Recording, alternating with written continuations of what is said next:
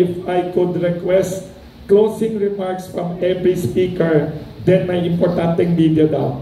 Can you please summarize your very important, urgent appeal?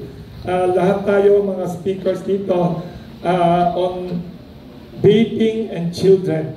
Nag-umpisa tayo kay Mr. Ralph De Golacion, Managing Director, Health Justice.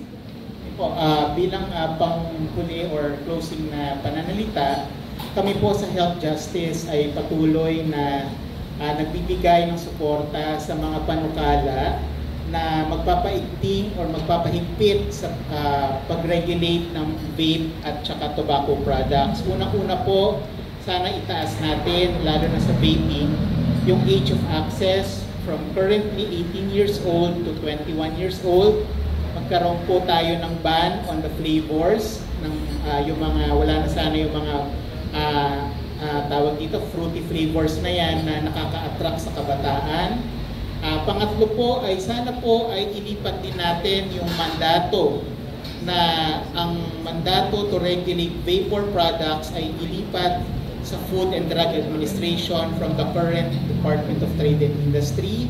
Pang-apat ay sana po ay panawagan namin sa local government units, magkaroon din po tayo ng mga polisiya at mga ordinansa na magpapaigting upang protektahan ang mga kabataan mula sa vape at tobacco products. Sinasabi nila na susolusyonan daw ang problema sa tobacco, pero kung andyan ng vape, katulad ng binanggit kanina, ay malamang sa malamang yung ating nakikitang trend na bumababa sa paninigarilyo ay babalik ulit kung hahayaan natin ang mga kabataan natin na gamitin ang vape, makagamit ng vape, dahil ito ang magdudulot sa kanila ng addiction at hindi po maganda sa kanilang kalusugan ito. So, ang ating pong challenge, ang ating mga policy makers, kung kayo po ay naniniwala na gusto niyong protektahan ang mga kabataang Pilipino, sana po ay inyo pong suportahan at paigtingin ang mga polisiya po natin